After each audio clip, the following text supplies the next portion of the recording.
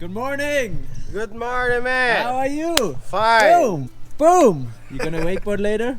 Good, man! Wakeboard later? Woo! From Mexico straight to Sunset Wake Park here in Brazil! No, actually I was home for a few days, which was good, but I'm still super tired because in the last 4 weeks I was living in 6 different time zones, and I had, after that trip, 12 flights in less than 1 month. This is pretty much my record. And it was raining a lot here the last 3 days in Brazil, so I didn't get to film a proper video. So I did a little Q&A yesterday on Instagram where people could have asked me any questions, and I'm gonna answer them today here on my YouTube vlog. So let's get it started. Here we go. First question of the day. When did you get your first sponsor and how did you get your first sponsorship? That's a long time ago. I started wakeboarding when I was 10 years old, and I think I had my first sponsorship after 2 years of riding. And it started like this. I did my first competition, and I remember I podiumed on my first competition, and then companies came up to me and asked me if I want to ride for them, and this was like the coolest thing ever for me and my parents as well, because I got all the wakeboard equipment for free, which is not cheap, and I got clothing for free, and yeah, then it pretty much started. I started to compete in more and more events. I won my first European Championships. I started to win more and more, and then my sponsors actually started paying me, and one day I got to a point where I was able to live from wakeboarding, and yeah, all I did was just having fun riding, and that's it. I mean, the more you love something, the more you do it, and the more you do something, the better you get. I was just riding as a kid all day long. I finished school, the first thing I did my homework, and I went straight to the cable park and rode for like 6 or 7 hours a day, and then I just got better and better. Favorite sport other than wakeboarding? Of course, the number one thing I like to do is wakeboarding, but I also love to go snowboarding in the winter when I'm back home, and I love to go mountain biking, I love to go surfing, I love to do fitness. Actually, surfing I started 4 years ago, and I had no experience at all with surfing, so I started from zero, had no idea how it works, and for me this was pretty cool because I progressed really fast in it, and it was just so cool to hang out at the beach and be in the ocean and yeah, surf some waves. So yeah, surfing, I really fell in love with it, but in general I like any kind of sports like snowboarding, surfing, fitness, and all these things. What's the best off-season training in your opinion? In my off-season, when I'm not wakeboarding, I try to work out 4 to 5 times a week in the gym, but when I'm wakeboarding, it's really hard to find a balance between fitness and wakeboarding, because I feel like it's so hard to wakeboard and do a good workout at the same time, because it just takes too much energy, and then the next day I just don't have enough energy to wakeboard. So for me it was pretty hard to find a good mix, but I'm gonna make a little workout video on how I work out in the winter in my off season, so you guys have a closer look into that, and I hope this will help them. That's a hard one to answer. Where do you see yourself in 10 years? I don't know. I might be still a professional wakeboarder in 10 years, who knows, but I might be also doing something completely different. I mean, I have so many other interests like photography, filmmaking, fitness, and I think I learned so much over the last 10 years of being a professional athlete and traveling the world, which you can't learn in any kind of school, and you can't learn it in any kind of university. So I think in the future this will open a lot of doors for me, and yeah, what exactly I'm gonna do in 10 years, I have no idea. I'm a person, I don't really plan things. I mean, I haven't planned to be a professional wakeboarder one day, and yeah, I just see where life takes me. What camera do you use? Right now I'm filming with a GoPro Hero 7, and I also have a Sony A7 II, which I love to take pictures with, and I love to do all the B-roll shots with it. And I also have a drone, a DJI Mavic Pro, but so far I think the GoPro is like my most favorite camera because it's just so easy to travel and it's small and you actually get really sick footage out of it. And this is how it looks like. It's the GoPro Hero 7. The GoPro is in a case where I can put a microphone on top and then it stands on a little tripod, and that's pretty much my travel camera.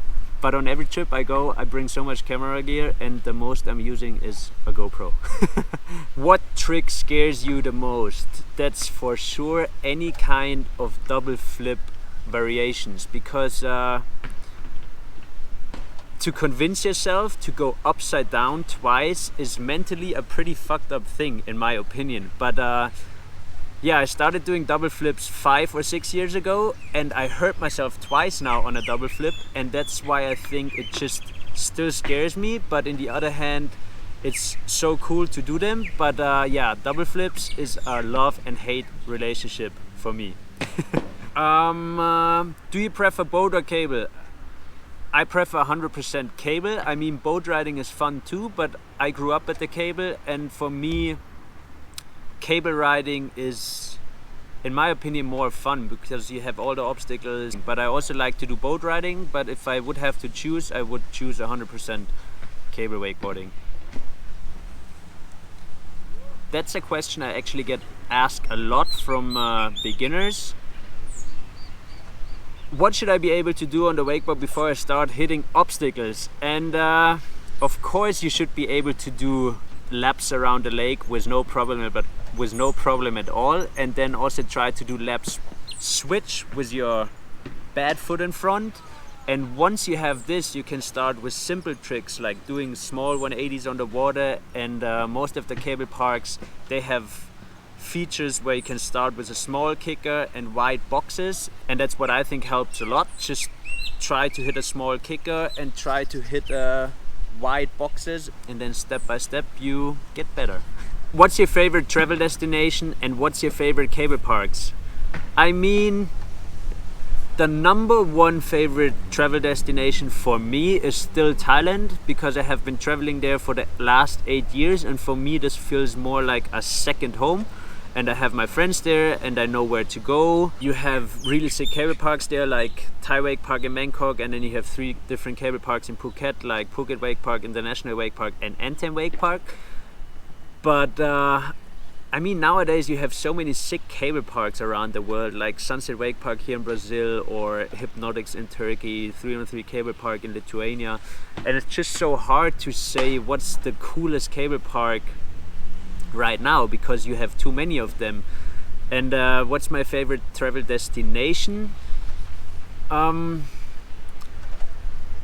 was really impressed on my trip to Jordan this year, because I didn't really expect that much, and we did so many cool tourist things. We went to the desert, we saw Petra and did all these cool stuff. So yeah, I don't know, I just like to see different countries and meet new people. So yeah, it's hard to say what's my favorite travel destination and what's my favorite cable park. I just like to explore. How can you stay so chilled and relaxed when airlines are losing your board bag, or you miss flights, or you miss any connecting flights? Well, I feel like 2018 is the year where I had a lot of problems with traveling. Airlines were losing my board bags, I was losing IDs, I missed connecting flights. You know, I mean, of course you could get upset with that and you could get angry with it, but you know, it wouldn't change the situation. So if you get angry or you get upset, you just make the situation more worse. So what I try to do is just to live with the situation, deal with it, take the best out of it, even though it's hard to take the best out of it when you don't have any clothes for like a week or something. But you know, it can happen. Good example is actually on my trip here to Brazil. The organizers from the event, they booked my ticket and everything. I went to the airport, I tried to check in, gave the guy from the counter my passport, and then he said something was wrong with my ticket. I asked him, is there any chance that I can still get on this flight? He said no, because it's too late now. And you know, then I just took out the positive things of it and was like, okay, I get to spend one more day in Germany. I get to see my family, friends and girlfriend for one more day, and just fly out the next day. There's no problem. And I think everything happens for a reason, and maybe it was good that I didn't fly that day. Last question of the day. Why are you always so happy? I mean, you know, I should be the last person not to be happy, because the life I live is a life where people would kill for. And I mean, I get to travel the world. I get to do the thing what I love the most. I get paid to do the thing what I love the most. And why wouldn't I be happy? And of course I have days where I'm not that happy, but then I just remind myself on how good my life is, and that I should appreciate every day of it, because I am healthy, I have an awesome family, I have awesome friends, and what else do you need in life? I mean, all the rest is just not important, I feel like. And of course I sometimes have it that I say, oh, I want to have this car, I want to own this, and I want to own this, and he has that, I would like to have that as well. But you know, I think these are just small things in life, and they're actually not important. So yeah, I'm just really happy with my life, how it is right now, and if it stays like this, I don't have a reason to be unhappy. So yeah, that's it with the video from today. I hope you guys liked this kind of different video. Let me know in the comments if you liked it, or if you don't want to see something like this ever again. And yeah, that's it for today. I see you guys in the next video. Ciao!